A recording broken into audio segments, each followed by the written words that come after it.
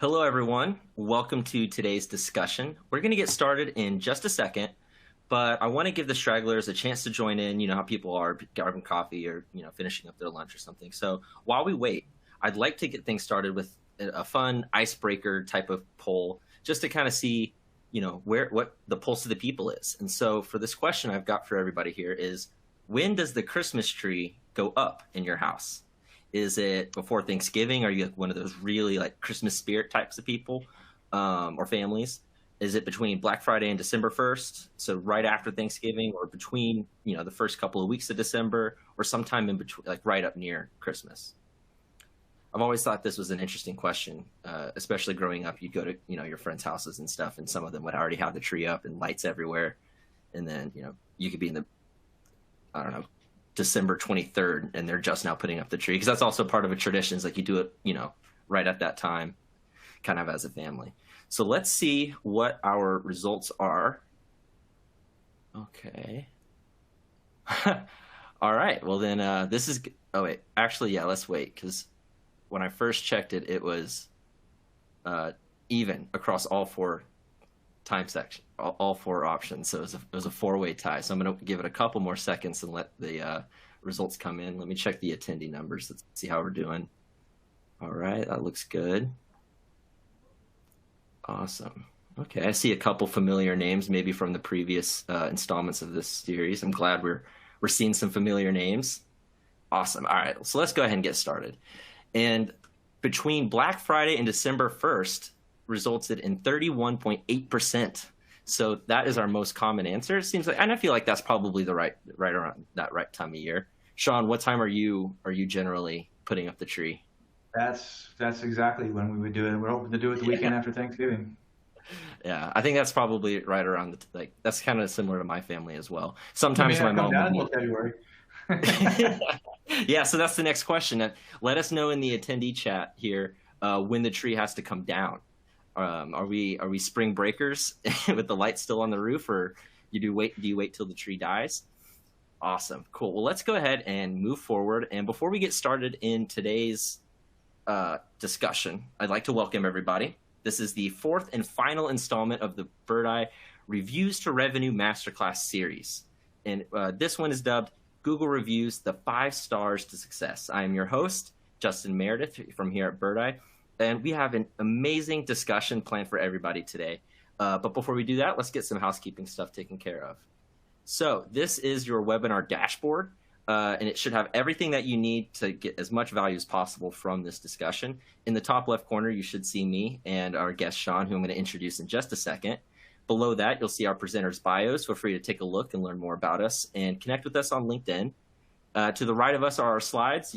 Obviously, everybody here knows what PowerPoint slides are.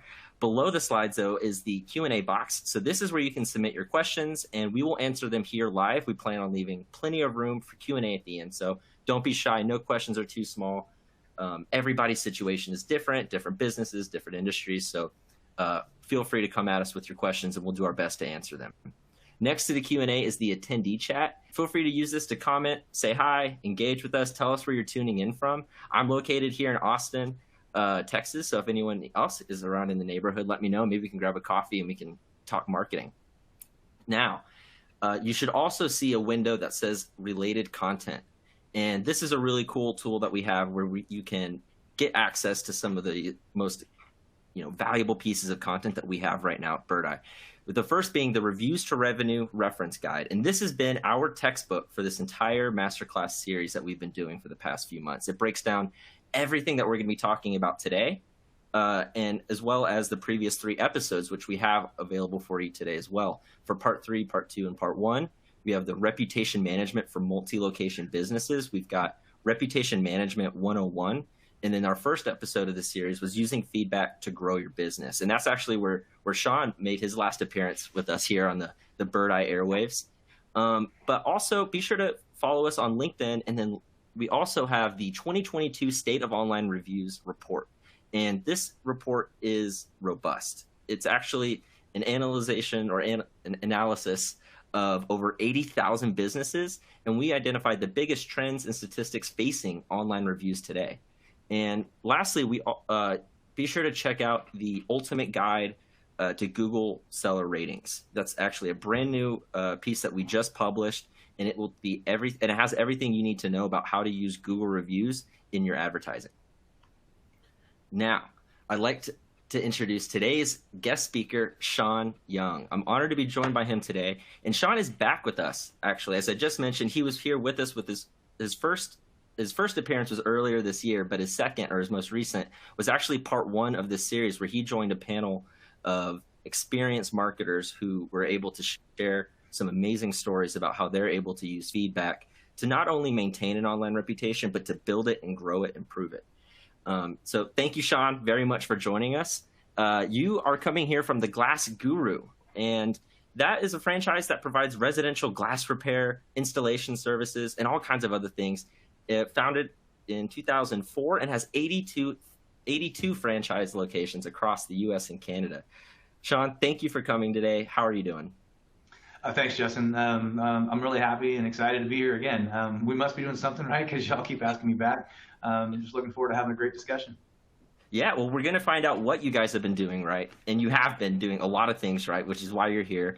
You guys have been absolutely crushing it when it comes to Google reviews. But for those who weren't able to make it to part one of the series, can you tell us a little bit more about your experience and your role at the Glass Guru? Yeah, absolutely. I find myself sitting in my 31st year in franchising, which is, you want to say you've done anything consecutively for 31 years except breathe because it dates you, right? In the franchise space, I've been, both working at franchisors as well as having owned my own franchise. Working with franchisors, typically focused on operations, technology, and brand marketing. And for the past 10 years of that 31, it's been here with the Glass Guru brand. As director of technology communications, I get to work on a ton of different really exciting technology projects, really focused on our entire tech stack, and then really any outbound communications to our inbound, or internal rather, and external customers.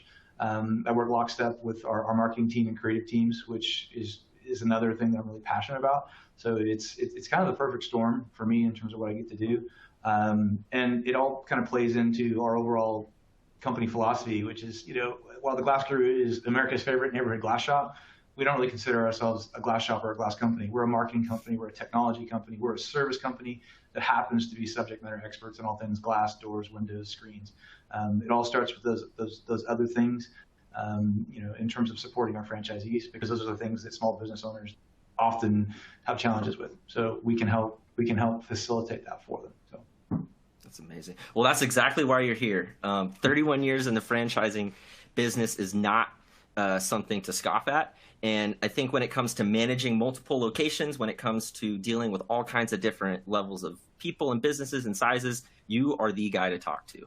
So let's go ahead and get started, and let's go over today's agenda and take a look at what we're going to be talking about today. So the first thing we're going to be doing is we're going to talk about why Google reviews are important and why you should prioritize them over maybe anything else first and foremost when you're starting on your review journey. Starting out with Google reviews is why we're going to talk about why that's important. The next is we're going to talk about the challenges of Google reviews. What are the hurdles that people are facing? Why can't I get more? What's my rate? Why is my rating so low? The next is how to get more and how to improve your star rating. And then after that, we're going to talk a little bit more beyond Google reviews and talk more from a holistic standpoint of Google as a marketing tool. And then lastly, we're going to have some time for Q&A. So be sure to jump in the Q&A and submit your questions. Now, sorry, I'm talking a lot today. It's going to be a good one though. Alrighty, so let's talk about why Google reviews are important and why you as a local business should prioritize them first ahead of other review sites. So first and foremost, Google reviews are crucial because it is the world's largest review website. This is where most people go to leave and read reviews of businesses online. And it's not really even close. In fact, according to the State of Online Reviews report that we have available to download in the related content section here on this webinar, 71% of online reviews were written in 2021. That's 4% more than the previous year, and we actually expect that trend to continue through 2020 as 2022 finishes up and beyond. In addition to Google hosting 71% of all online reviews, the total number of reviews being posted there is actually increasing as well. From 2020 to 2021, the total number of Google reviews increased by 23%. Sean, when we chatted earlier, you had mentioned, like during our dry run, and I think even during part one of the series, you had mentioned that Google was the Glass Guru's #1 review source. Can you elaborate more on Google's role within your review management strategy? Yeah, of course. I mean, reviews are increasingly important to our brand. When it comes to home services, our research has indicated that up to 96% of customers will value online reviews when selecting a residential home services provider. We kind of have a foot in home services and home repair. We're really endeavoring to bring traffic to places where customers can see reviews front and center when and where they want to see them. So like most businesses, Google is our fastest growing review source. That's just the market trend. If you combine that with the fact that we're Google marketing partners, Google technology partners, it just makes sense that this is where we typically put most of our focus. And reviews are just critical. So why not focus on, we always say this about Google, the 8,000-pound gorilla. If we're going to make an overt promise about our service experience being second to none, we better make sure that there are folks that are going to validate that online in a place where people are going to see them. When it comes to our reviews, like we're never good enough. I don't know that I'm ever going to be happy with where we're at. I love the trajectory, but it's just like this relentless pursuit of perfection. You may never find it, but if you do the right thing, sometimes perfection finds you. That's a great word of advice. Is always be striving to improve, because it's never there's no perfect, right? And especially when it comes to the business world, there's nothing that's perfect. And so always striving to improve, find ways to be more productive, more efficient, increase your service, and make your customers feel even better. So moving on, the next reason that Google reviews are important is because they are accessible through a lot of different ways. It's not just the Google reviews on your search, which they can be found there. In fact, 1.6 billion searches every single day have local intent, which means there's 1.6 billion people or searches looking for a local business every single day. And that is one of the #1 places that your reviews are being found. The next is on Google Maps, which is the most downloaded travel app of 2021 with 106 million downloads. And for me personally, this is actually how I search for local businesses. I don't even use the Google search engine. I use the Google Maps because I like to be able to look for a local business in proximity and see where my pinpoint is versus where the business is, and I can see kind of the roads and get a better idea of where everything is at. And then the next piece is it's actually found on your Google Knowledge panel. And this is an additional piece of Google real estate that you can find whenever you search for a business or business name. And it's like a window that's on the right side of the search results. It's auto-generated by Google, but your reviews are there. And so that's 3 places that are extremely visible where people can read the reviews of your business. Sean, what's your experience with this? Where are your reviews being seen? And how does that relate to your top lead generators? I think a little later in today's discussion, we'll elaborate a little further in terms of where we syndicate reviews to make sure that they're visible to folks. But if you just talk about folks searching for businesses, simply put, the Google marketing platform drives the vast majority of our new leads, with limited exception. Google My Business is our top lead source currently. Google Organic, Google Calls, other review sites, where we have sponsored opportunities, so we are getting impressions there. And Google Ads. Well, if you look at the Google marketing platform, everything on the top is free, right? It's essentially organic. It's stuff that as long as we're curating it, we're going to make sure we have a good presence there in our franchisees' local markets. It's absolutely king of the hill right now. Google My Business is.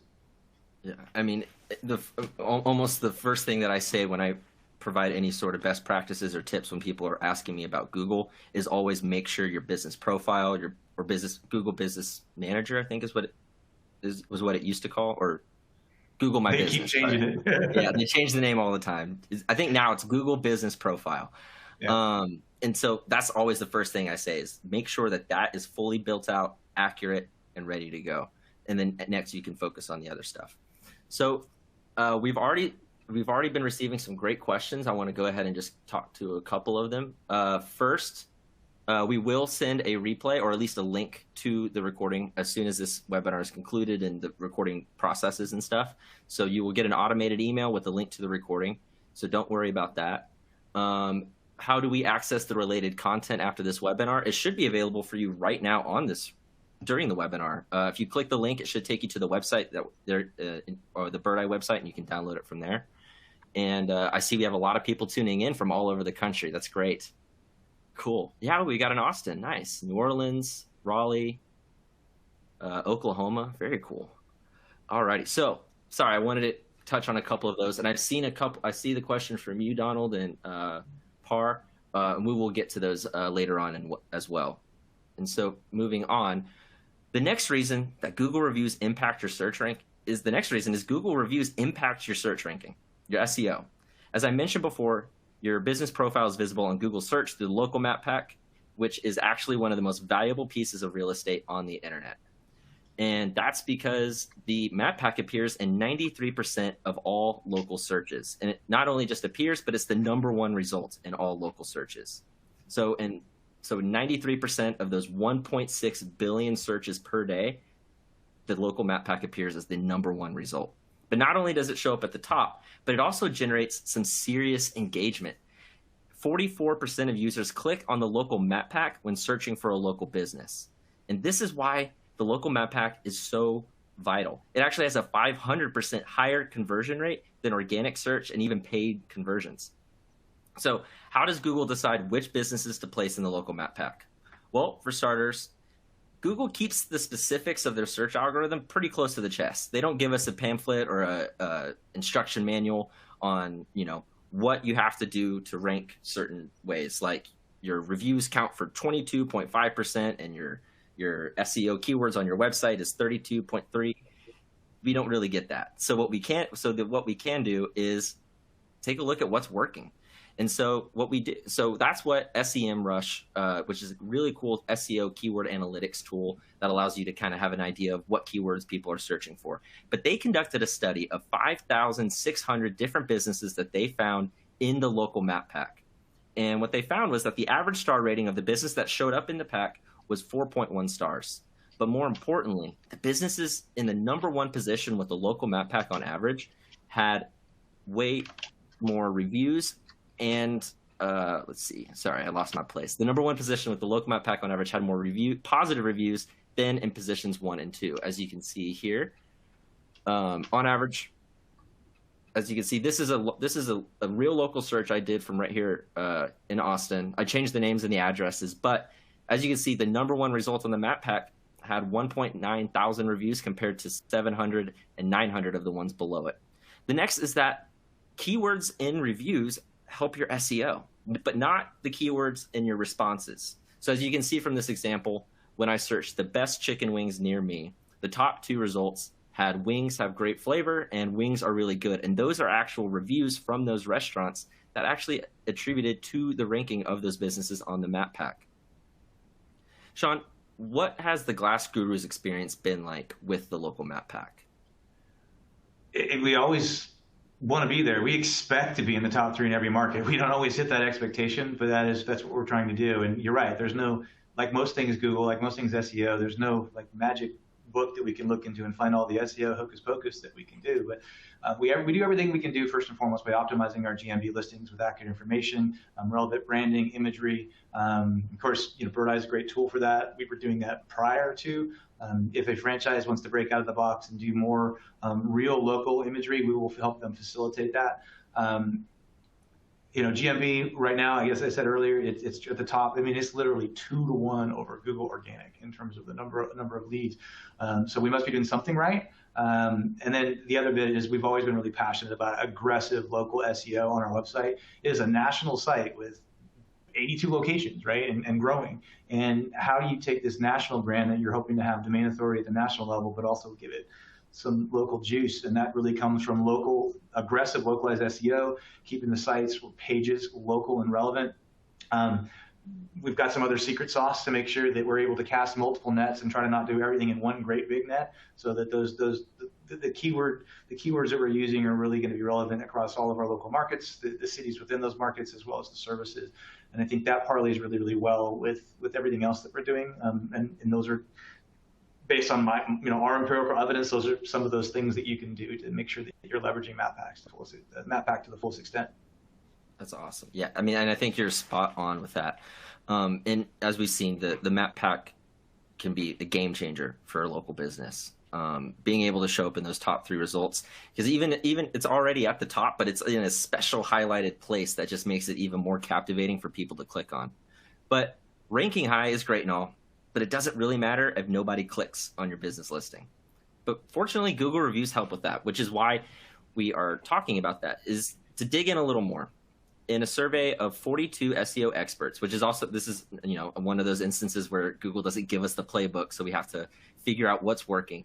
And so in a survey of 42 SEO experts, they were asked what individual factors they think have the biggest impact on conversions from Google business profiles. And these are the top 5 results that they said. The first is a high star rating. The second is positive sentiment or positive keywords in your Google reviews. The completeness of a Google business profile listing, making sure all the information is accurate, correct, your hours, your name, address, phone number, photos, all that stuff. The quantity of Google reviews, and then the recency of Google reviews. In a study, people were asked how old an online review had to be in order to affect their buying decision, and 48% of respondents said that the review needed to be less than 2 weeks old. And it just makes sense to me because, as you know, one of the things that I've been reading a lot more about and learning more is that Google is shifting to something called intent, or they're shifting their algorithm to be more intent focused, meaning ranking the businesses that it thinks will fit the user's intentions or needs the best, which generally are the businesses that have built awesome credibility through their reviews and ratings, because Google knows that they can trust those businesses to be what the searcher is needing because they've been verified by other real customers. But, all of this sounds really, nice, and it's like, obviously we want a lot of Google reviews and we want a high star rating and we want all these things. But it's a lot easier said than done. So let's talk about some of the challenges that people are facing when it comes to Google reviews. Clearly these are important, but why isn't everybody crushing it? What makes this so difficult? And so the challenges that we get faced the most, and this is something that I've compiled from previous webinars, live streams. I've talked to business owners and things like that, trying to figure out what is so difficult about Google reviews. And the first one, the most common challenge that I see presented is I'm not getting enough of them. And it's one of those things where I hear it all the time, but the first thing that you need to do is ask the question is, how many reviews do you even need? In order to have your star rating show up on Google, the minimum number is 5. But is that enough? The short answer is no. No, you need a lot more than 5. You really should aim to bring in over 100 reviews to your profile. And that is because, according to reports, consumers expect an average of 112 reviews before making a decision on a business. But what if you already have over 100 reviews? Well, as I had mentioned before, recency plays a part in everything like this. And so anything older than 2 weeks old begins to lose effectiveness. And the findings that these studies are also saying that the average consumer reads 10 reviews before feeling able to trust a business. So if a consumer considers reviews older than 2 weeks to not be impactful, and they read an average of 10 reviews when looking at a business, then by that math, we can assume that you need to be generating at least 10 reviews every 2 weeks. So you have at least 10 that they're going to read that are in that relevant time frame, or 5 reviews a week. Challenge number 2 is I request reviews, but I'm still not getting any. And I've had people explain this to me a number of times, and it can be really, really frustrating to ask for customers for a review, but hardly get any. And we're actually going to cover about how to fix that problem in just a minute. Challenge number 3 is my star rating is too low. This is another one that I'm sure plenty of people have had to deal with at one time or another. Although it is important to note that you don't have to have a 5.0 star rating in order for your reviews to have an impact. In fact, studies have shown that the golden zone is between 4 and 4.5 stars. Anything higher than that, and it kind of starts to look a little suspicious. People start to think, okay, are these legitimate good reviews? Like, how awesome, like how can you have a business be 5-star? Because people understand that people are human and people can have a negative experience even with a great business. Challenge number 4 is I can handle the reviews of I can handle the reviews or the online reputation of 1 or 2 of my locations, but I can't keep up with 50 or 60 or 100. Well, I have a few thoughts on how to approach the challenge of scalability, and we're going to dive into that.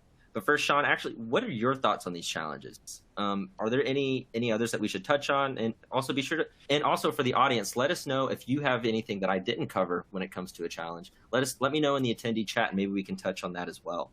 Because like I said, every business, every industry is different.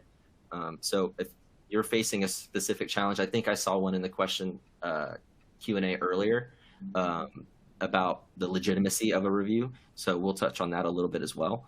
But Sean, what about you? What are your thoughts on these? No, I can look back, about 2.5 years ago as we were looking at CX, RM solutions to solve our prevailing business objective. Our prevailing business objective is we're not getting enough reviews. And yeah, we were lobbing out one email, and that was it. There was no follow-up. I have some gut feelings about why maybe our star rating was too low. Some of it was we just weren't offering the same service experience that we are today 2.5 years ago. And then, of course, scalability is always on my mind. I'm an army of one here with this brand, and so we don't have this huge team. I don't know. I don't get enough reviews. Ask the question, why don't you? Do you ask? Think about any good salesperson out there, and you get somebody who's new in sales, and they're really trepidatious. They've spent all this time with the customer. They developed rapport. They worked up a quote. We feel like it's a great product. It's a competitive price. Well, I don't know why they don't buy from me. Did you ask for the business? It's the same thing with reviews. Did you ask? I request reviews, and I still don't get them. How are you asking? How often are you asking? Our story that we made a major shift at the end of June in how and when we asked for reviews, and we've doubled the number of responses we've had since the end of June. And so I have to think there's some empirical evidence there. It's not like we all got really, really good, or everyone's raving fans in July, but not June. No, it was getting those requests in front of raving fans sooner, and they're more likely to give you a review if they're raving fans, but there's a sweet spot in terms of timing. And then we actually saw a 0.2 uptick in the actual ratings. And I don't know, I take exception to the above 4.5 because we're getting 4.7s and 4.8s, and I have another business that's 5 stars after 10 years on multiple review sites. But you got to work hard to do that. My star rating's too low. I don't know. What are your customers saying? Why aren't your star ratings higher? What should it be? Are you looking at your competition? You're looking at your industry?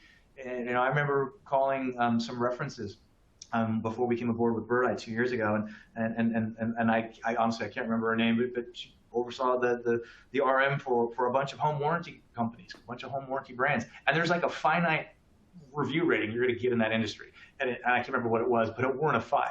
And so they have a different benchmark. So are you setting a reasonable benchmark? Never stop looking at the data. If the rating is something that is at the very top line, if it's not what you want it to be, it's like all the other numbers you want to put in front of yourself at your business. You can't look at a smorgasbord of different KPIs and metrics every single day. What are your most important ones, your top 5? Those individual numbers tell you to dive deeper. So go in and look at the actual reviews. What are the customers saying? Where did we fall short? Where do they love us? And how can we guard that strength and protect our weaknesses in our day-to-day operations? Those are all things you have to think about to start seeing the ratings rise. And it's not necessarily going to happen overnight, but have a plan.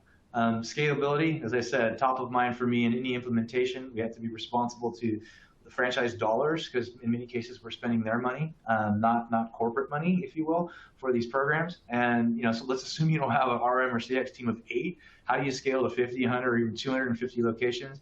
What is your force multiplier? How are you going to be able to do that? Having something like Birdeye was critical for us to be able to do that. And again, I always circle back to this. Our increase in ratings and what's happening, it's not necessarily attributable to Birdeye. It's the hard work of our franchisees and their teams. But this system is the force multiplier for us in terms of our ability to get it where we need to get it, when we think we need to get it in front of the customers, and then really affecting our language throughout the organization. So it's not just about lobbing the message off at the end. What are we doing throughout the life of a job to inform our customers about the questions we're going to ask them after the job is complete? And that can start from the very first phone call, and it can be woven into the language. So define roles and responsibilities. If you're scaling up, are you a franchise, or are you simply a multi-unit operation? Well, that's great. What responsibilities are going to be defined for home office or the franchisor? what local responsibilities might you have? We still expect our franchisees to interact with their local reviews. We have one person as part of her job that looks at all reviews top line. The really, really good ones, we get them in front of the franchise business coach. So there's some attaboys and attagirls in there. I don't know if that's an appropriate comment, but and then you also have, of course, the negative ones. But start with the positive first, like any coaching. And if you see the really, really bad ones, you got to get it in front of the franchise owner, make sure that there's been an adequate response over and above the canned autoresponder, and really see if we can't rectify that, regardless of whether or not you can get that rating changed. See if you can do something to make it right. That's great. And I should have prefaced the golden zone of the star ratings. You guys are an exception. You're an outlier because you have so many reviews at some point, with the sheer volume of a 4.9 star business, when you have 1,000 reviews, it's like, okay, that can't be fake. But we have our issues, with like everybody else, with fake reviews and things like that. So you just have to dance that dance. Mm-hmm. And that's something that's been an issue for a little while this year, especially. And I'm hoping coming in the next couple of discussions, maybe a live stream, I can bring on Steve Wiedemann and Ben Fisher, the SEO guys who really who like to work with us, and maybe I can ask them a few more questions about that, because that is something that a lot of businesses have been dealing with as Google continues to update and shift their algorithm and kind of update their GMB and things like that. There's been quite a few different bugs and stuff like that, and the fake spam reviews is definitely an issue. And so hopefully we can have them on at some point so we can really dive into that. But let's see if we can't identify some possible solutions to these challenges that we just went through. And let's talk about how to generate more reviews. And the first place, I mean, if this is not your first installment of this series, if you've been to parts 1 through 3, then you've heard me say this before. But the best way to get more reviews is to ask all of your customers for a review. Leaving a review is probably not at the top of your customers' priority list. As soon as they finish a purchase, normally they're focused on the thing that they purchased or the thing that they just received, and not so much leaving a review on it. Especially if no one at the business is saying anything to them about leaving one or asking them. But when you do ask them, they're more likely to follow through with it. Studies show that 72% of people who said that they had been asked for feedback from a company also provided a review. Remembering to ask every single customer for a review is a tall order, and that's just for every customer of one location. But trying to train all of your customer-facing employees at all of your locations to ask all of your customers for a review is an even taller order. Sean, I have a two-part question for you, though. First, how often does the Glass Guru request reviews? And second, this actually relates to the challenge of scalability we had just talked about. With so many locations, I believe it's 82 now. I feel like you guys are growing so fast. I think last time it might have been less. Is that correct, though, Gurus? There's another 3 in queue that'll be, it's every day. Awesome. It leverages a little bit more and more. All right. Well, I'll go with over 80 locations nationwide. How often do you guys request reviews, and then how do you approach the review request process with so many locations? Yeah, I know we're going to elaborate on some of the specifics on the how a little later in the discussion, so I'll kind of hold off on that. But our goal would be to request reviews 3 to 5 times throughout the life of the job for the same job. And again, that can be woven into the language. That can be an interaction between the estimator and the customer, or even the technician and the customer, because they're in the customer's home. There's a different rapport that's generated there. So even if it's just we're kind of reminding them that they're going to be getting an SMS message, they're going to be getting an email. Please don't hesitate to mention me by name. Those kinds of things that can be woven into the language of the life of the job. I'm not saying we're doing a perfect job at it. It's something that we're constantly working on with our franchisees and coaching them. Some of them just do it inherently, and that seems to work. And in terms of the second part, how do we do it with the number of locations we have? There's no way we could do it without a centralized system that gave us some degree of automation, and where it puts all the data in one place. And then for us, like personally, being able to get that access to that data, to bring it into our data warehouse, so we can put these numbers in front of our franchisees and their teams. Again, where they are and where and how they want to see the information. And it may not necessarily mean that everybody in their local location is logging into Birdeye every day. And again, if we can put the important numbers in front of them, it'll prompt them to get in there as an owner, even if the front office is the one that's really responsible for responding to reviews. So the automation piece was huge for us. Yeah, and sending requests via text and email is great because it does make it a lot easier for your customers to leave a review. And that's the other aspect of this, is you need to make it easy for your customers to leave you a review. If you're asking them to pull out their phone, search for your business, make sure that they find the correct location, find the review section, then type out a review and submit it, that's too much. You're asking them to do way too much. With the automated text and the email, it's one click, takes you straight to it, bam, you're done. And this is how you solve that problem of I'm asking for reviews, but I'm still not getting any. If you're asking for reviews and you're not getting any, then you need to make it easier for your customers to leave you a review. Sean, besides allowing you to request reviews from your customers, how else does automation help review management? Well, I mean, it comes back to that scalability. We tweak the model a little bit, and it's immediately deployed to every location. We tweak the campaigns. We have the ability to do A/B testing through the different campaigns in terms of the timing. We could take 5 franchises and tweak the timing just a little bit and watch their response rates and things like that. So it definitely allows for that. Brand consistency is huge. Being able to have all the responses in one place is huge. And for us, data management, being able to get at that data and be able to leverage it in a variety of different ways, whether it's in scorecards or dashboards we put in front of our franchisees.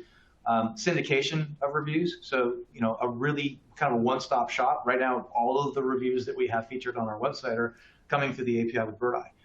We're going to be mixing that up a little bit so that they can be even more comprehensive. But guess where 90% of the raw data is going to be coming from Birdeye, and it's already in our data warehouse. So I can't do that if it's some disparate siloed system where every location is managing their own review sites. It doesn't work. And then the biggest piece for us is allowing accountability and true visibility across all of the locations in one place for our business coaches and our leadership. And we can effectively hold locations accountable for the trends that we're seeing, or give them an enormous recognition for the trends that we're seeing in their, whether it's their reviews or their customer satisfaction surveys.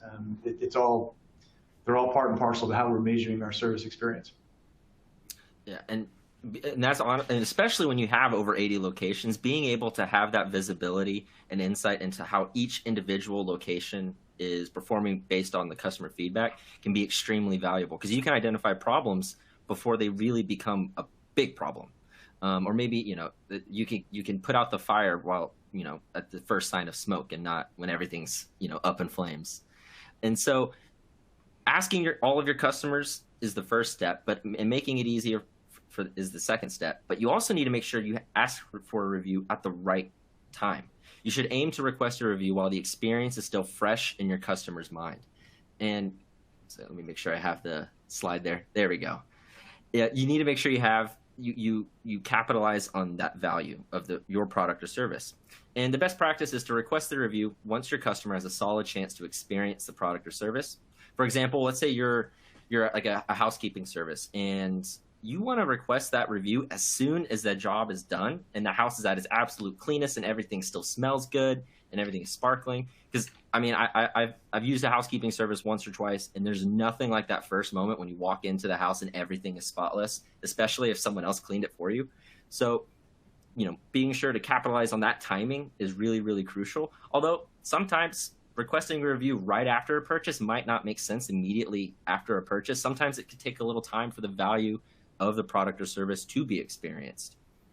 Sean, where do you guys fall in this? What is your process for timing a review request? That's a great question. Fortunately for our product, the customers have really had a chance to touch and feel the outcome, whatever it is, by the time we've left the home. It's not like a car where maybe you want to let them drive it for a month before you ask, right? We ask as soon as we can. And it all comes down, again, to that language, which is forever being crafted and revised and coached. And it's something that's kind of my big challenge for 2023, making sure that everybody's kind of on the same sheet of music, and explaining to the customers the questions we're going to be asking of them.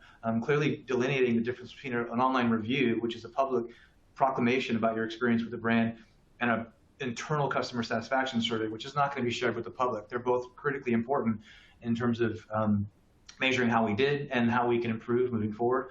So that language has to be in the life of the job. So we're asking actually before the job's even done in a lot of ways. We've determined that before the customer satisfaction survey, before referrals. So within one business day of a job being completed and invoiced, we're sending the first request. We do another follow-up 48 hours after. So we hit them twice. And then, of course, we also have the customer satisfaction survey. Should they complete that, there's another ask at the end of that survey. So there's 3 asks. Asking in person in the job before the installer leaves the house. We got some great ideas from our recent franchise conference where we had folks that were printing up business card type graphics with a QR code on it that went right to their Google My Business listing. And it was a great idea, but it wasn't taken to that next step. Right now, we're working on implementing this for the entire network. It'll be available through our marketing store. It'll be the same type of thing, but that QR code goes to their Birdeye location page and still gives them the same links that we would provide for them in the campaign where we're asking for reviews, but it also gives us the big red button, which is, if those are on the call who don't know what that is, part of the automation in Birdeye is you have the big red button. If for any reason we've fallen short of your expectations, please contact us before you flame us online. And hopefully you're able to head those folks off at the pass. Sending folks directly to GMB wasn't necessarily the way to go. And maybe this is a customer who really prefers to leave their reviews on Facebook. I don't want to lose out on that. So we want to take that sort of very personalized human interaction, the old school way. I can't really say QR code's old school, but and then tie that into the automation that we have, right? So it comes back to that 3 to 5 times throughout the life of the job we're alluding to or overtly asking for that. Ad hoc, after the fact, pick up the phone, call the customer, ask them questions about the care and feeding of their, they have any questions about the care and feeding of their product? Did we meet their expectations? Hey, did you happen to see our review request that we sent over to you via SMS? Oh, I'm sorry, I didn't see that. Do you have your mobile phone with you now? Yes. Bing. And we're doing it right from Birdeye, right from the front office desk. And again, it makes it really, really easy for the customer to respond. I saw one of the questions was how do you elicit reviews from customers who might be on a little older side of the demographic and maybe don't go online a whole lot. Well, the whole challenge for them is really finding where to leave the review. If we make it that easy, or if it's on their mobile phone, it's golden because they can do it. I mean, it's done. So that's great. Yeah, and being able, I like what you said is the wording of how we request a review, because that really does play a part in it as well. And I think there's something to be said about the psychology of asking a person for a review, or not even asking them for a review, but just giving them a heads up, like, hey, like as they're checking out, be like, hey, by the way, you might get a text about a review. Would really love if you would give us some feedback on how we did today to help us improve. Something about mentioning that does something in the psychology of the customer's brain where they're like, oh yeah, and then they'll be more compelled. I don't have the numbers on it, but I know that's just something that I've seen happen before, and I've seen other businesses talk about it as well, and that they've seen a difference in that. So asking at the right time is crucial. But before we move on, I need to issue a public disclaimer. Do not write reviews for yourself or fake reviews of your competition. This is a big issue currently going on, as we've talked about, and the FTC is not taking it lightly. In fact, in 2021, the FTC cited more than 700 businesses for deceptive endorsements. Now, 700 may not seem like a lot, but you definitely don't want to be included in that group, because penalties could cost you nearly $44,000, up to, I think it's like $43,800 per violation. So do not write reviews, do not for yourself or your competitors. Don't review gate, which is essentially the practice of not intentionally not asking certain customers for a review because you think that they won't leave you a good one. Cherry picking your reviews and things like that will eventually get noticed by Google. They can see how that stuff kind of goes about, and they will either take your reviews down completely or pause your account, suspend your account. The consequences of bad review practices can be pretty steep. Now, let's talk about the next part of this next challenge of how do I improve my star rating? How do I make my business, like the rating and the reviews and things like that, higher?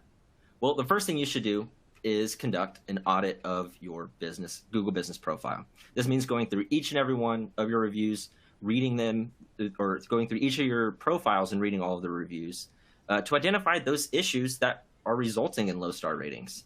A lot of times it could be very pattern-esque, and you can notice some trends like, oh, wow, like, okay. A perfect example of this is I told this story in our last webinar, but my uncle owns a couple of like chicken wing. That's why I had the screenshot example, because he reminds me of that. But he owns a couple of chicken wing franchise locations up in Iowa, I believe. And he had just invested in it with a couple of his friends or partners. And he was telling me about how it was going to be a project, how it was going to take some time to turn these businesses around, because they were not good. Like, and as he was telling me about this, the first thing I did obviously was go to Google and look at their business profiles and see what was going on. And within 5 minutes, I was looking at the reviews of one of the locations and immediately noticed that 5 of the reviews in the last 30 had talked about how the hours on their business profile were incorrect. So they would look online, see that they were like, oh, this doesn't close until 10 p.m. And they'd show up and no one was there because they would close the store at 9. And so I told him that immediately, and he was able to get it fixed, and that stopped that problem. So it could be something small like that. But going through all of the reviews of all of your locations can be really, really tedious, especially if you have a lot of data to go through. And speaking of that, data management and that kind of thing, Sean, how do you manage the data, understand the sentiment of all 80 plus locations of the Glass Guru? Yeah, I mean, I alluded to it earlier. And I mean, I'm not saying we're doing a perfect job at it, but it's definitely one of our sort of foundational tenets as we put new products, technology products in front of our franchisees, as well as our own sort of internal team here. You can't spend all day taking a deep dive into your P&L. You can't take a deep dive and read all the reviews. We certainly can't do that at the national level. We don't have a massive budget and a ton of people reading these things. We rely heavily on the locations to interact directly. We facilitate some auto responses and things like that. But you look at the high level metrics the best you can. It's all things data. You don't go down every rabbit hole. Look for top line indicators that compel you to look deeper, like ratings that transcend your organizational average or the industry average. Really, really bad ratings, really, really good ratings. You don't just want to look for the bad stuff, right? You were looking for good sentiments, and you want to be able to hang your hat on those. And if you're in a position where you're coaching folks, you want to start with hey, you did a really good job on these ones, but what happened with Susie over here? So we do have high-level oversight. I mentioned that earlier. If it's a really, really good review, really, really bad review, we make sure that everybody who should know about it knows about it, and that there's some other actions are taking place. Within Birdeye, there's some great tools, insights. You can look for problem areas, little letter grades based on whether it's product or service or things like that. It kind of gives you some indication. If you dive a little bit deeper into categories, what are the most mentioned keywords from a positive or negative or neutral sentiment? Right? And you can start going, okay. You start getting a feel organizationally, but then if you filter it down by location, you can get a little bit more. You want to get into the topics, the most mentioned keywords, or even snippets without having to review all the reviews. You can sort them by positive, negative, or neutral, and just see excerpts from the reviews, and it's highlighting those really common keywords. And so pretty quickly, you can start to paint a picture of what's probably happening, and then it helps facilitate additional steps. Again, come back to that accountability. If you can put this empirical stuff in front of a franchise owner in their team, there's likely going to be more action. It validates stuff that maybe we may have been saying all along. Answers to questions they never really wanted to ask, right? But you don't have to look at all of the data in infinitum. As I said, go down every rabbit hole. Just look at it from a top level, see what the numbers are telling you, and they will compel you from time to time to take a deeper dive. Amazing. In addition to monitoring your reviews and identifying those potential causes of negative reviews, you should also do a couple of more things. And I'm looking at the time, and we are getting close, and so we may go a little bit longer just so we can answer some of the questions. So I just wanted to give everyone a quick heads up. We may go a few minutes long because I want to make sure that we can answer questions and provide as much value to everyone here. If you have to jump off, we will provide, like I said earlier, we can provide the recording for you. You'll get that in an email automatically. I think it should come tomorrow from On24. So be sure to be on the lookout for that. But just a heads up there. So in addition to monitoring your reviews and identifying potential causes of negative reviews, you should also do a couple of things. First, ask all of your customers for a review. And I know this is what we said to get more reviews, but it's also the same to improve your rating. It's incredible how impactful this can be. And that's when really, and that's just because of what the numbers are saying. The customers who have a negative experience with a business are 21% more likely to leave a review of that negative experience. So in order to combat that, if you ask all of your customers for a review, I'm assuming most of them are happy customers because you're up and running successful business. You just need to make your rating a little bit better. If you ask all of your customers and all of your happy ones, that will help mitigate the effect or the impact of those negative ones of the people who are being asked or who are leaving them without being asked. The next thing that you should do is respond to all of your reviews. It's incredible how important this is, and it's something that's still not, it's picking up steam, but it's not quite there yet, and there's not enough people doing it. And that's just because you're showing your current and your potential customers that you are listening and that you care. And that matters to customers. In fact, 45% of consumers say they're more likely to visit a business if it responds to their negative reviews, because that's showing that you're listening and that you care. And as a result, in an updated star rating and a lot of times that results in an updated star rating from that unhappy customer, because a lot of times it could be a miscommunication or someone had a bad day. And if you're able to respond politely, really show that you care and you're trying to address the issue that they've arisen with their negative review, that could result in an updated rating. But even more importantly, the potential customers that are reading your reviews are reading your responses as well. So when they see that someone either went off and had, I don't even know, like a 1,200 word review just decimating your business, and you responded politely and confidently, and you wanted to really, truly take that feedback and make an effort to improve, people are going to read that. And they're going to be like, okay, so clearly this person had a bad experience, but this business is still taking the time to take care of them. In 2020, 28% of customer reviews were responded to. And in 2021, that number rose to 41%. So not everybody is doing this yet, even though it's an extremely impactful practice to do. Even though 28 to 41 over 1 year is a big increase, that's still 59%. I hope I did my math right there. 59% of businesses that are not. So be sure to look at negative reviews as an opportunity to show potential customers that you care about all of your customers instead of a dark spot on your online reputation. Okay. And so moving on, the next thing you can do is utilize automation. Automation is something that really, really helps with managing your reviews, especially your responses. But before we jump into that, Sean, what are your thoughts on responding to reviews? You have to do it. A review without a response is like cake without frosting. It can be pretty damn good on its own, but it's always better together. Automated responses. This is something that I use in another chapter in my life. Welcome to minimum standards. You should make an effort to log in and append automated responses. We like to have them there. We get really busy. You got to get in and jump on negative reviews right away. You have to have some feedback on that, because even if you fell short of expectations, potential customers understand that you're human, and you can respond with a degree of empathy and really let people know that you really are trying to understand where you fell short. And making sure you have those responses in all the reviews. Your future customers and the crawlers will thank you. While they may not necessarily contribute to MapPack or a variety of other things, I still have to believe that social signals as a whole have something to do with it.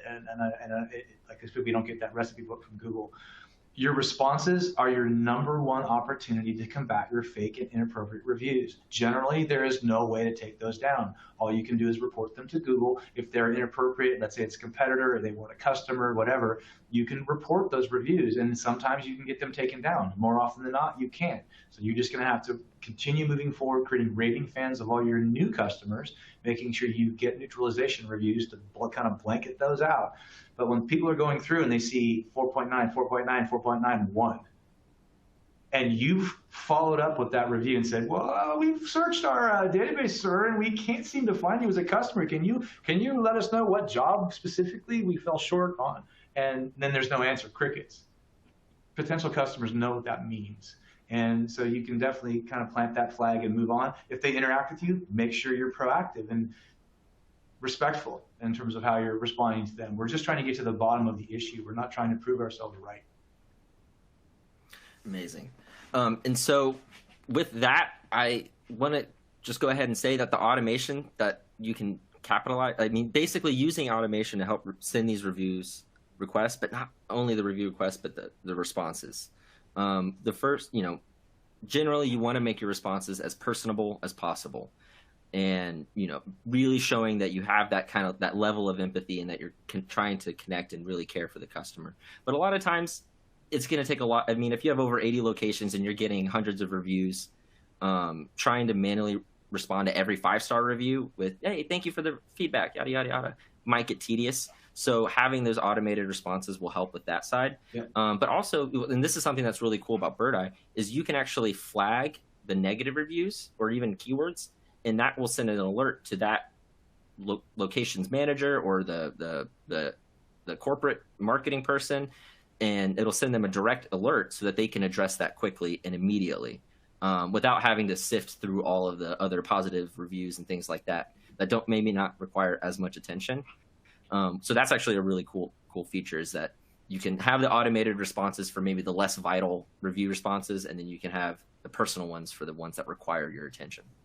Yeah, absolutely. For us, just make sure we have a big bucket of automated responses so that they mix up enough that they don't look automated. And that is 70-80% of our reviews that are, those are pretty much standing still, but we'll definitely append the others as necessary. Mm-hmm. Yeah, the variety of responses is huge, because I can't tell you how many times I've looked at a business's reviews and every single review is the same exact response. Yep. And that's just not, at that point you don't want to do that either, because that seems less genuine, because it's like, okay, they're not reading this is a robot. And so that defeats the purpose of it. So have a really good variety of review responses, and then also be sure to take those negative ones and give a little more attention to them. So let's keep moving. And the next thing that we've got is, actually, I've got a couple of fun things about Birdeye. You can automatically respond to reviews with custom response templates, which we just talked about. And you can use natural language processing to identify common causes of negative reviews. And this goes back to the sentiment that we were talking about earlier. But I want to keep moving on, and I want to take a moment, and this is the beyond Google part that I wanted to talk about in the agenda. And so with all this discussion around Google, I wanted to point out that Birdeye has an awesome partnership with Google. Our partnership covers 7 different points, with the first being an integration with your Google business profile. With this integration, businesses can now respond to Google reviews from within their Birdeye dashboard, and those responses will automatically get posted to Google. But not only that, you can handle all of the listings, every Google business profile for every single one of your locations in one dashboard. That way you're not bouncing from profile to profile, trying to log in and out, manage all of that stuff separately and manually. But with Birdeye, you can just do it all in one dashboard, even if you have 1,000 locations. The next integration is with Google's private API for reviews. Birdeye Reviews connects to your CRM or your equivalent system, and it sends out automatic requests to your customers right after an appointment or purchase. This is kind of what we were talking about earlier, and this is just completely automated, so you don't even have to think to request for the review, because that part's automated. And so being able to do that really, really helps move things along quickly and smoothly and efficiently. Next is with Google messaging. And when leads contact you on your Google business profile, and this is something that we're going to be talking about in our next webinar, actually, is business messages, you can respond and convert them instantly right from the Birdeye dashboard. So they don't even have to get to your website yet, and you're already closing them as a client or a customer. And we also have an integration with the Google Knowledge Panel, which I alluded to earlier, which is another place where your reviews are visible. Birdeye showcases your review count and star ratings from over 150 review sites in the Google Knowledge Panel. So it doesn't even have to be just your Google reviews. It could be your reviews on Facebook, Bing, Yahoo, whatever. It can be compiled and visible in your Google Knowledge Panel. And that's through the partnership that we have with them. And after that, we have an integration with Google's Analytics, or their advanced Google Analytics is what they call it now, I think. Again, they're constantly changing the names, but hopefully they'll stick to something and stick to it. With Birdeye's Google Analytics and web-based integration, businesses can actually track visitor interactions, insights, and actually track their journeys on the website, and even more than that. We also have an integration with Google Maps. This enhances your business profile by making it easier for your customers to find you on Google Maps. And it ensures your information is correct, and it even helps with your SEO when it is all correct, because Google actually knows how to verify that. They know that if your address is incorrect, they know if your phone number is not working. And if they don't know, then they will find a way to verify it. So making sure that everything is accurate is just the best practice to make sure that nothing ever happens to profile. And lastly, we have an integration with Google Seller Ratings. And your Google reviews don't just have an impact on your organic online presence, actually. And as a matter of fact, I'd like to bring in a special guest to talk to us real fast about that. And let me see if he can join on camera here any second. There he is. And so please join me in welcoming Abhishek Iyer, the Senior Product Marketing Manager for us here at Birdeye. He's one of our brightest minds at Birdeye and is easily the best person to talk to about Google Seller Ratings. You might have actually seen him on our live stream on Tuesday as he gave us a sneak preview into how to utilize Google Seller Ratings. Welcome, Abhishek. How are you doing today? Doing good, Justin. Thank you so much for having me. Awesome. Well, I want to jump right to it. So first, can you tell us what Google Seller Ratings is? Sure. So simply put, for anyone who runs Google paid ad campaigns knows what ad extensions are. And Google Seller Ratings is nothing but an automated ad extension that lets you feature your reviews and ratings within your paid search ads on Google. So over time, you'll start seeing the star rating and the number of reviews that you have below some of your paid ads. That's all that Google Seller Rating does. Okay. And how or why are Google Seller Ratings effective within paid ads? Do you have any statistics or anything like that? Great question. And I know from that description, it does not sound like a big deal, right? But guess what? It is pretty big, especially for anyone who is struggling with increasing costs on Google paid ads, and they're struggling with increasing CPCs and falling conversions. What Google Seller Ratings does is that by featuring those reviews and ratings in your paid ads, it makes your ads more relevant. It makes your ads stand out to people who are searching for your business. And effectively what it does is that it increases the number of clicks that you can get on your Google ads by up to 17%. That's 17%. And that's not just me saying, this is a study from Google itself. And tell you what, this is a conservative number. We have seen some of our customers experience an increase in CTR of up to 30 to 35%. And all things considered, imagine down the funnel, if all the metrics are the same, you could potentially get 17% more leads and more customers for the same marketing spend on Google. Now, especially in this turbulent, tough economic environment around us, where every penny is crucial, especially on the marketing side, something like Google Seller Ratings almost seems like a no-brainer for anyone who is running ads on Google. Interesting. So 17% higher CTR. That's right. Not a small number. Why isn't everybody doing this? Can anybody implement GSR into their ad campaigns like now? So that's the tricky part, right? I mean, with most things, Google things aren't as easy as they seem. So while technically any business can go into their Google Ads account and enable Google Seller Ratings as an automated ad extension, that will not mean that, suddenly the next day your review starts showing up on all of your Google ads. I wish it were that simple, but you have to qualify as a business for Google Seller Ratings, and it makes sense, right? Because Google wants to provide relevant ads to its users, so it wants to make sure that the reviews and ratings that are appearing within those ads are verified and can be trusted. And the way Google does this is by partnering with very select companies out there, and luckily for us, Birdeye is one of them. So what it does is that Google will collect reviews from one of those 30 certified partners for Google Seller Ratings, and it has a minimum criteria. So for a business to qualify for Google Seller Ratings, it will need at least 100 first-party reviews. By first-party, I mean reviews from one of these certified Google partners. And these reviews have to be an average star rating of 3.5 stars. Now, while a business can technically achieve this by themselves, what we see usually is that getting 100 reviews with a 3.5 star aggregate rating, doing it all by yourself is close to, impossible. We see businesses turn on GSR within their ad account, but don't see results for, a few months or even years for that matter.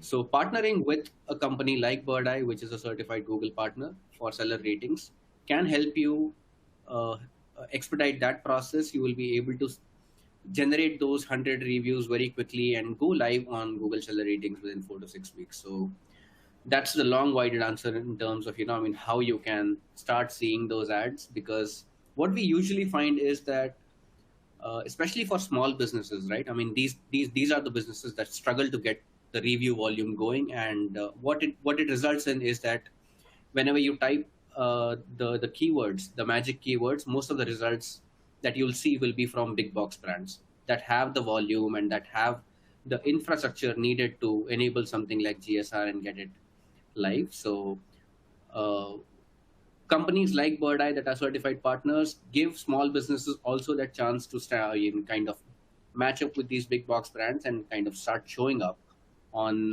the paid ads with those reviews and ratings. Interesting. So basically, you need to have reviews, 100 reviews in the last 12 months with an average rating of over 3.5 stars.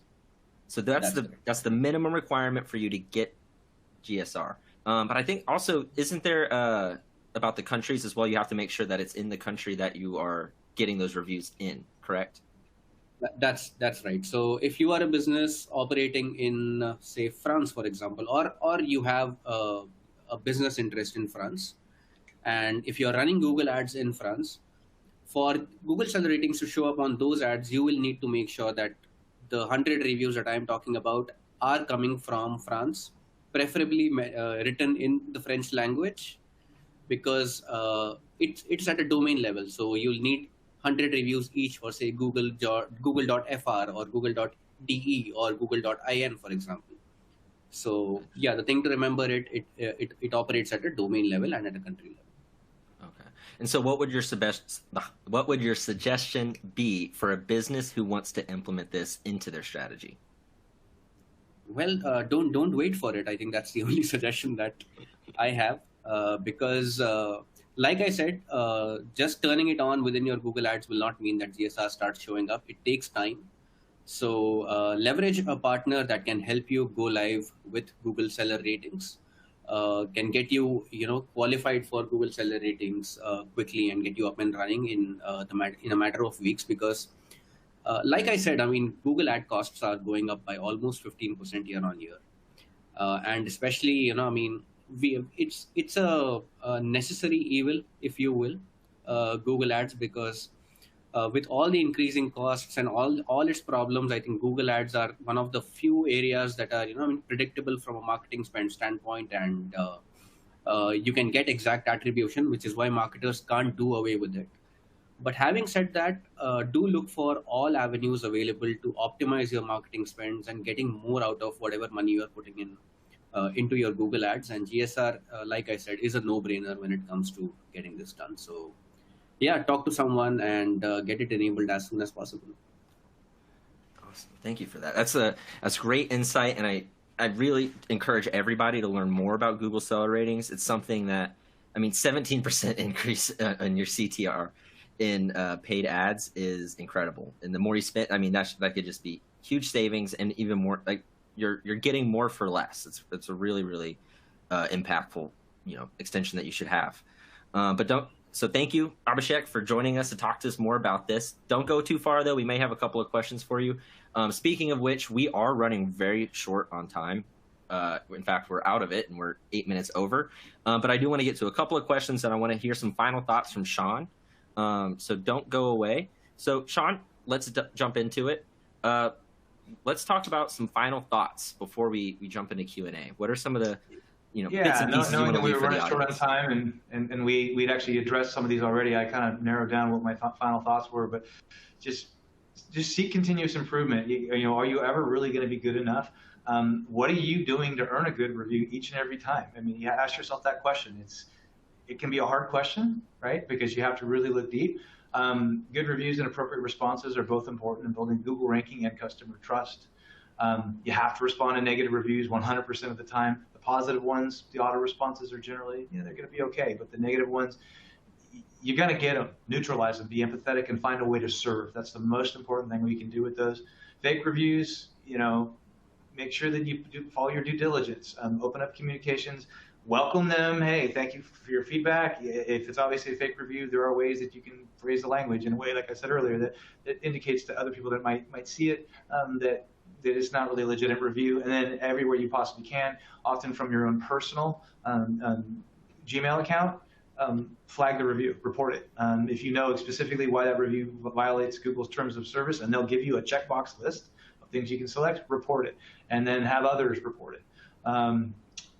If you create raving fans, they want to share their experience and get that opportunity for them to share their experience in front of them as quickly as possible.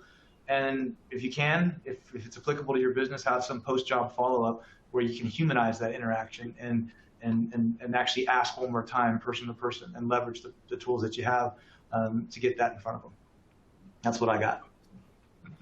Amazing, amazing. So before we jump, I know we're running late, and like I said, you will have the recording of this session, so if you have to jump off, no worries. But I do want to get to a couple of questions that we've received, and we got some good ones here. And I just want to take a couple of seconds. And one is for Sean. I think this one might actually relate to you, and you might have actually touched on this already. But the question is, I heard Sean say or imply that feedback is different from reviews. How do you ensure bad reviews don't get published? Rather, you work on issues internally and fix them. Yeah, so that's the bad reviews. There's nothing you can do to stop it. Once that thing goes downrange, it ain't coming back. But the way that we ask for reviews using the automated campaign in Birdeye gives the customer kind of the ability to get out of that traditional workflow, not click the link to go to Google My Business or Facebook or even our Birdeye review page. It gives them the opportunity to contact us directly before they leave a review to help, so we can potentially resolve the issue. That's how that works. But once the review's posted, the review's posted. There's no way to really retract it, and we certainly wouldn't cherry pick, right? We ask everybody for a review. We ask everybody for a customer satisfaction survey because we want to know the truth. Interesting. That's a good answer. And another one that we have is, what can you do if your business profile can't get verified?